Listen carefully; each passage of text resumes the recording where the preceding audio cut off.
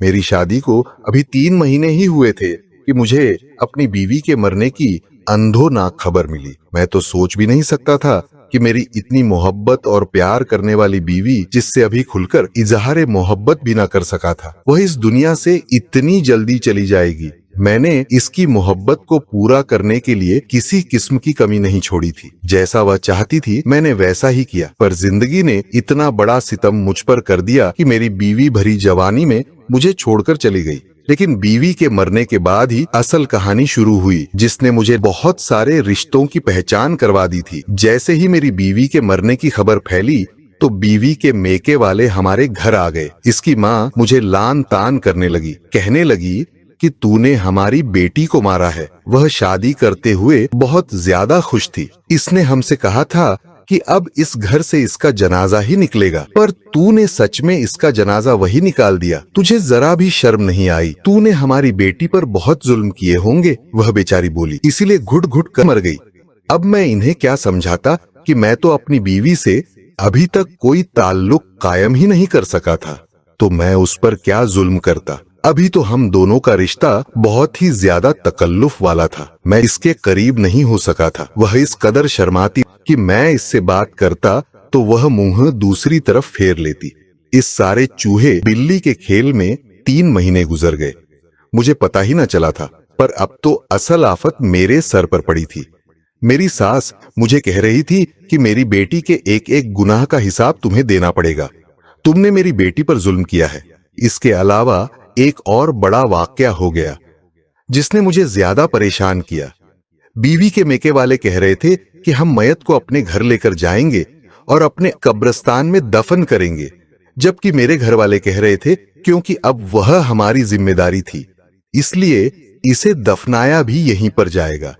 लेकिन बीवी के मेके में एक आदमी बहुत ज्यादा जिद कर रहा था कि किसी सूरत भी हम अपनी बेटी को यहां दफन नहीं होने देंगे।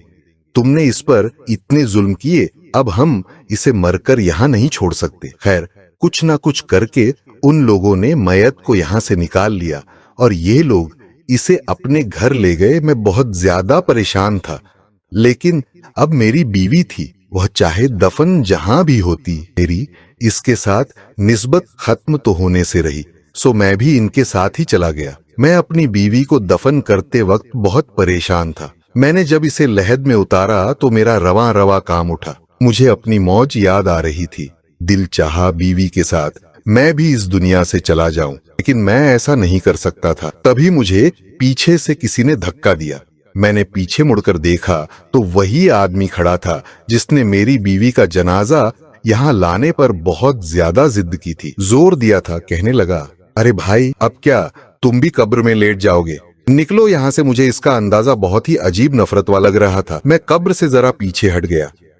जल्दी जल्दी कब्र पर सिलें डाल दी गई। वही आदमी सबको कहने लगा कि अब यहाँ गैर इस्लामी तरीके से तमाशा न लगाया जाए, सब लोग अपने अपने घरों को चले जाएं और तुम मियाँ अब क्या अपनी बीवी का मातम करते करते इस दुनिया से उठ जाओगे? जाओ, अपने घर जाओ, अपने घर वालों को, अपनी माँ को वक्त दो। मैं इसकी कड़वी कसेली बातें सुनकर बहुत परेशान था, लेकिन क्या करता, यह मौका ही ऐसा था कि मैं ज्यादा बोल भी नहीं सकता था। मैं चुपचाप अपने घर आ गया। घर आकर मेरा दिल बुरी तरह रो रहा था। तभी मैं किसी दोस्त को फोन करने लगा था। मैंने जेब में हाथ डाला तो देखा मेरा तो मोबाइल ही जेब में नहीं था। यह देखकर मेरे कदमों तले से जमीन निकल गई। मैं बहुत परेशान हुआ। सोचा कि शायद मोबाइल मैं कहीं रास्ते में फेंक आया हूँ। फिर मुझे याद आया कि कब्रिस्तान से आते हुए मेरी जेब जरा हल्की थी। मैं उस वक्त इतना फर्क महसूस नहीं कर सका, लेकिन बात दरअसल यही थी कि मैं अपना मोबाइल कब्रिस्तान में कहीं भूल गया था। मैं फौरन घर से निकला था। अब मोबाइल फोन के बगैर तो जिंदगी नहीं गुजारी जा सकती, ये बात तो आप लोग भी अच्छी तरह जानते होंगे। मैं घर से निकला तो फौरन उस कब्रिस्तान में पहुंचा जहां पर मेरी बीवी की तदफीन हुई थी। वहां पहुंचते ही मेरी नजर पूरे कब्रिस्तान पर पड़ी तो कहीं अपना फोन नजर नहीं आया। मैं इधर उधर देखने लगा। तभी एक बूढ़ा आदमी मेरी तरफ आया। क्या ढूंढ रहे हो? बस चाचा, शायद यहाँ अपना मोबाइल भूल गया हूँ, वो ढूंढ रहा हूँ। तुम अपना मोबाइल कब्र में तो नहीं गिरा कर आ गए? चाचा ने बड़ी हैरानी से पूछा था। हाँ, यह भी हो सकता है। असल में जब मैं कब्र में देख रहा था तो मुझे किसी ने कब्र से हटाने के लिए कमीज से पकड़कर खींचा था। लगता है कि मेरा मोबाइल नीचे ही गिर गया है। यह बात सुनकर मैं लर्ज कर रह गया। तो क्या मेरा मोबाइल इस कब्र में गिर गया है? लगता है कि अब मुझे कब्र खोद नहीं पड़ेगी। तौबा करो मियां, कैसी बातें करते हो। वह आदमी अपने कानों को हाथ लगाने लगा। एक चंद हजार के मोबाइल के लिए तुम अल्लाह का इतना बड़ा कानून तोड़ोगे? कब्र अल्लाह की हद होती है। खबरदार, अगर तुमने कब्र खोलने की कोशिश की, तुम्हारी बीवी के सारे मेके वाले घर वाले उठकर आ जाएंगे। वह तुम्हें जिंदा नहीं छोड़ेंगे। तुम ऐसी बात हरगिज मत करना। यही सोचेंगे कि तुमने ही इनकी बेटी को मारा है। मैं यह बात सुनकर हैरान हो गया कि इस आदमी को मेरे घर के मसलों के बारे में कैसे पता था। यह एक गोरख था। फिर इसको यह भी पता था कि यह मेरी बीवी है और इसके घर वाले मुझसे नाराज हैं, और यह कि यह मेरी बीवी के मेके का कब्रिस्तान है। शहरों में अमूमन ऐसी तफसीयात नहीं बताई जाती, ना ही कोई दूसरे खानदान के बारे में जानता है। पर यह अजीब था, जैसे हर तरह की मालूमात थी। मैं बड़ा हैरान हुआ लेकिन चुप था। उस वक्त गम ही इतना था कि मैं फौरन अपने घर लौट आया। घर आकर मैंने यह बात अम्मा को बताई। अम्मा कहने लगी, अरे बेटा, परेशान होने वाली क्या बात है। तुम ऐसा करो कि दूसरा मोबाइल ले लो। मां मुखवा, परेशान होते फिरोगे। अब अगर बीवी की वफात के बाद तुम्हारे पास मोबाइल भी नहीं होगा तो तुम्हारा दिल और भी ज्यादा परेशान होगा। अपना ध्यान बटा की कोशिश करो। मैं तुम्हें पैसे दे देती हूँ, तुम जाकर अपने लिए नया फोन खरीद लो। मैंने कहा, अम्मा, इस नंबर पर तो मेरे काफी सारे जानने वाले थे, लेकिन चलो आप कहती हो तो मैं ऐसा ही करूंगा। आप मुझे पैसे दे दें, मैं आपको 1 महीने बाद लौटा दूंगा। माँ ने मुझे पैसे दे दिए। मैं जाकर अपना नया फोन खरीद लाया। मैंने अपने पास एक सिम भी रख ली थी, लेकिन फिर एक ऐसा वाकया हुआ जिसने मुझे मजीद बेचैनी में डाल दिया। रात के 12 बजे थे। मेरे फोन पर सिग्नल नहीं आ रहे थे। अचानक से सिग्नल आए तो मैंने पहला नंबर जो मिलाया वह अपना पुराना नंबर था। शायद मैं सिग्नल चेक करने के लिए ऐसा कर रहा था। मेरे तो वहम गुमान में भी नहीं था। मेरा ख्याल था कि बस मेरा मोबाइल कब्र में गिर गया है, तो अब वह खत्म हो गया होगा, बंद हो गया होगा। लेकिन फोन में चार्जिंग भी ज्यादा नहीं थी। लेकिन जैसे ही मैंने फोन मिलाया, इस पर बेल जाने लगी। यह सुनकर मेरे रोंगटे खड़े हो गए। मुझे अजीब सा डर लगने लगा कि मेरा मोबाइल कब्र में है और वहां पर बेल जा रही है। लेकिन अगले लम्हे जो हुआ, इसने तो मुझे हैरान करके रख दिया। मेरा फोन उठा लिया गया था और फिर जो हुआ, मैं इस कदर हैरान परेशान हुआ कि फौरन अपनी जगह से उठ खड़ा हुआ। अम्मा भी हैरान थी कि मैं यह क्या कर रहा हूँ। कहाँ जा रहे हो अम्मा? मैं अपनी बीवी की कब्र पर जा रहा हूँ। क्या हो गया है? तुम्हें पहले मोबाइल का बहाना बनाकर गए थे, अब कौन सी आफत आ गई है कि इस वक्त तुम अपनी बीवी की कब्र पर जा रहे हो? अम्मा, मुझे जाना होगा कहकर मैं तो घर से निकल गया। मैं नहीं जानता था कि मेरी माँ मेरे पीछे कितना परेशान हुई होगी। अभी मेरे दिल में सिर्फ और सिर्फ एक ही ख्याल चल रहा था, और वह था मेरी बीवी का ख्याल। क्योंकि जो कुछ मैंने सुना था, इसके बाद मैं खामोश तो नहीं बैठ सकता था। मेरी पूरी जिम्मेदारी बनती थी कि मैं इस मामले की जाकर तहकीक करूं। इसलिए मैं अपनी बीवी के कब्रिस्तान पहुंच गया था। मगर जैसे ही मैंने अंदर कदम रखा तो वही गौरकन मुझे मिला। अरे मियाँ, तुम यहाँ बार बार क्या ढूंढने आते हो? मुझे देखकर वह गुस्से से बोला। गौरकन, मियाँ आपका क्या काम है? कब नहीं खोदना आप, इस तक रहिए। आप मुझसे बार बार सवाल क्यों करते हैं? मैं यहाँ आया क्यों हूँ? लेकिन मियाँ, तो तुमसे हमदर्दी की वजह से पूछ रहा हूँ ना। तुम्हें इस कब्रिस्तान का नहीं पता। मैं यहाँ का गोरख हूँ, तो मैं ही जिम्मेदारी उठाऊंगा। इसलिए पूछ रहा हूँ कि कोई मसला है तो मुझे बताओ, मैं हल कर देता हूँ। मैंने गोरख को भी सारी बात बता दी थी। यह सुनते ही इसके चेहरे पर एक रंग आया और एक गुजर गया। अच्छा, मैं इस मामले के बारे में कुछ नहीं जानता बेटा, लेकिन एक बात जरूर कहूंगा कि इसका ताल्लुक तुम्हारी बीवी से है, तुम्हारी बीवी की कब्र से नहीं। और तुम अपनी बीवी के घर वालों से जाकर इस बात का पता मालूम करो। तुम्हें खुद ही समझ आ जाएगी। मैं कुछ बोलूंगा तो वह खयानत हो जाएगी, इसलिए मैं खुद को गुनहगार नहीं करना चाहता। तुम खुद जाकर मालूम करो। अक्लमंद के लिए इशारा ही काफी होता है। मैं गोर्गन की बात सुनकर समझ गया था कि वह मुझे पूरी बात नहीं बताना चाहता। शायद कि इसने मेरी बीवी के घर वालों से कोई रकम वसूल की होगी या कोई और वजह होगी जिसकी वजह से वह पूरी बात मुझे नहीं बता पा रहा था।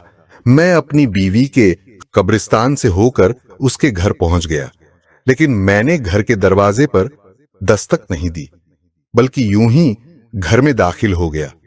मैंने देखा वह सब लोग एक कमरे में बैठे बातें कर रहे थे। घर का बाहर वाला हिस्सा बिल्कुल खाली था, वहां कोई भी नहीं था। इसलिए मैं चलता हुआ इस कमरे के करीब पहुंच गया जहां बैठकर वह लोग बातें कर रहे थे। मैंने देखा इन सबके चेहरों पर बेपनाह गुस्सा था। लगता था जैसे कि वह अभी उठ कर मुझे मारना शुरू कर देंगे। वह बात कर रहे थे मेरी बीवी ही के बारे में, लेकिन समझ नहीं आ रहा था कि वह मेरी बीवी पर गुस्सा क्यों कर रहे हैं। तभी मेरा हाथ एक प्याली पर लगा। वह प्याली गिरकर टूट पड़ी तो सब लोगों की तवज्जो मेरे ऊपर आ गई। वह लोग मुझे यूं देखने लगे जैसे मैंने इस घर में चोरी कर ली हो। बेटा, तुम यहां कैसे और कब आए थे? मेरी सास ने मुझसे पूछा। अम्मा जी, मैं आपको एक बात बताने के लिए आया हूं। मैंने अपनी सास की तरफ उम्मीद भरी नजर डाली। हाँ बेटा, आओ आओ, हमें तुम्हारा इंतजार था, मेरा इंतजार। मगर वो क्यों? मैंने अपनी सास से पूछा। बस बेटा, हालात ही कुछ ऐसे हैं कि क्या करें। तुम्हें तो पता है कि हम एक मामूली से खानदान से ताल्लुक रखते हैं। मेरा भांजा कल से घर नहीं आ रहा।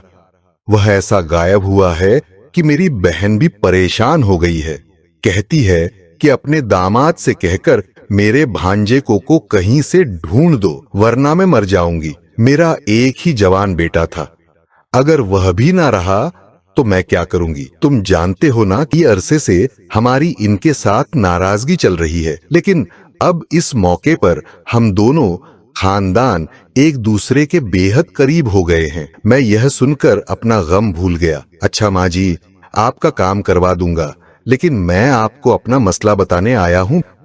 बेटे, मसले तो चलते ही रहते हैं। मेरी सास ने मेरी बात को अक्सर नजरअंदाज कर दिया था। लेकिन तुम पहले मेरा काम कर दो, इसके बाद जो तुम कहोगे मैं वही करूंगी। मैंने अपनी सास से बहस करना मुनासिब नहीं समझा। वहां से एक और जिम्मेदारी लेकर वापस अपने घर आ गया था। मैं अपनी बीवी की कब्र खोलना चाहता था कि मैं इसकी कब्र खोलकर अपनी तसल्ली कर लूं एक बार, क्योंकि जो कुछ मैंने सुना था वह जानता था। इसके बाद मेरा दिल बहुत अजीब सा हो गया था। मैं चाहता था कि मैं अपनी बीवी की कब्र खोलूं, कब्र कुशाई करूं, लेकिन कोई भी मुझे इस बात की इजाजत नहीं दे रहा था, ना कोई मेरी बात पर यकीन कर रहा था। इसलिए मैंने सोच लिया था कि जो कुछ करूंगा मैं खुद ही करूंगा। रात के 2 बजे मैंने कब्रिस्तान में जाने का फैसला कर लिया था। अब मुझे अपनी बीवी की कब्र खोलना बहुत जरूरी लग रहा था। 2 बजे घर के सब लोग सो चुके थे। मैं जानता था कि वह गोरख जो बार बार मुझे मना कर रहा था, वह भी उस वक्त नहीं जाग रहा होगा। उसको तो यूं लगता था कि अब मैं थक कर चुप हो जाऊंगा, पर मैं चुप बैठने वालों में से नहीं था। इतनी बड़ी बात हो गई थी, मैं कैसे खामोश रहता। मैंने जाकर सारा इंतजाम मुकम्मल किया और तकरीबन 2:30 बजे कब्र खोलना शुरू कर दी। मुझे इस बात की हैरत नहीं हुई थी कि कब्र की मिट्टी काफी नरम थी। ऐसे लगता था जैसे कब्र को कुछ देर पहले ही बंद किया गया हो। मैंने जल्दी जल्दी मिट्टी हटाई तो पत्थर की सिल्लों को हटाने में मुझे 5 से 10 मिनट का वक्त नहीं लगा। मैं इस वक्त इतने जोश में था कि मुझे बड़े से बड़ा पहाड़ भी अखाड़ सकता था। जब मैंने पत्थर की सिलें हटाई तो एक और हैरत का झटका। मुझे लगा था सामने का मंजर देखकर मेरे पसीने छूट गए थे। ठंडे पसीने मेरे चेहरे पर आ रहे थे, पर एक नया किस्सा खुल गया था।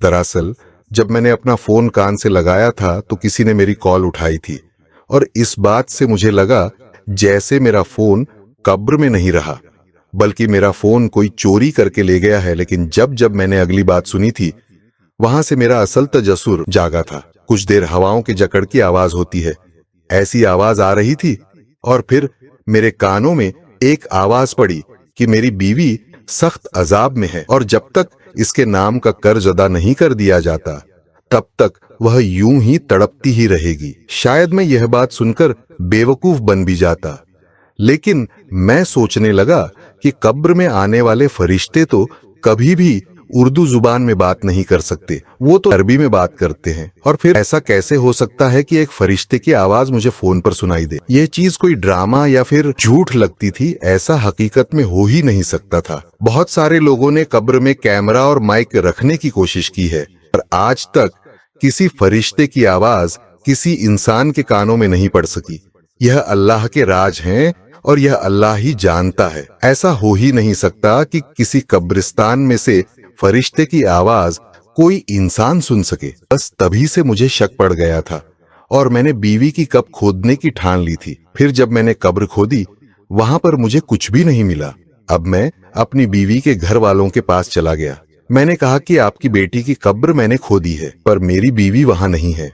मेरे ससुराल वाले मुझ पर गुस्सा करने लगे कि मुझे एहुरुमत्ती करने को किसने कहा था। मेरी बीवी के भाई तो बकायदा मुझे मारने पर तुलाए थे। वह इस कदर की ऊंची आवाज में बात कर रहे थे कि अब इनसे डर लगने लगा। मैंने कहा कि आपको यह सब नहीं कहना चाहिए। मैं तो कभी भी अपनी बीवी के लिए बुरा सोच ही नहीं सकता था, और यह बात उन लोगों को कौन समझाए। उनको तो ना जाने में कसाई, जालिम और जल्लाद लग रहा था। मैंने अपनी बीवी के घर वालों से ज्यादा बहस करना मुनासिब नहीं समझा, क्योंकि वह तो लड़ने झगड़ने पर, मर मिटने पर तैयार हो गए थे, और ऐसे लोगों से मैं कितनी भी बात करता, वह मेरी बात ना सुनते वहां से निकला। तो सबसे पहले मुझे अपनी सास के भांजे का ख्याल आया, जिसके बारे में उन्होंने मुझे ढूंढने का कहा था। बाकी सब काम छोड़कर अब मैं भी इसे ही ढूंढना चाहता था, क्योंकि मुझे अपनी बीवी के इस कजिन पर बहुत ज्यादा शक था। वह भी घर से उस दिन गायब हुआ था जिस दिन मेरी बीवी फौत हुई थी। खैर, मैं पूछता पाता वहां से इकलौते बस अड्डे पर पहुंचा। वहां जाकर मैंने अपनी सास के भांजे के बारे में बता आया। मुझे वहां कहीं एक लोकल आदमी ने यह मालूमात दी कि वह सुबह सुबह ही डस्का के लिए निकला है। यह बात मेरे लिए ज्यादा हैरान कुन नहीं थी।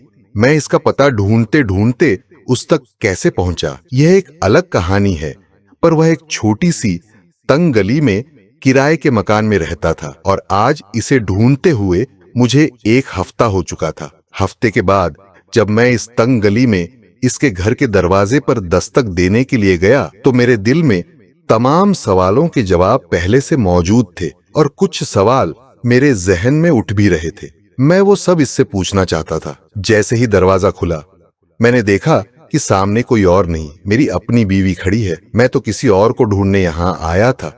मुझे देखते ही इसके चेहरे का एक रंग आया और एक गुजर गया। वो बड़ी मुश्किल से अपनी जान बचाकर पीछे भागने लगी। मैंने इसे बाजू से पकड़ा और घसीटना शुरू कर दिया। वह चलाने लगी, और शायद मुझे गली वालों के सामने एक गुंडा जाहिर करना चाहती थी।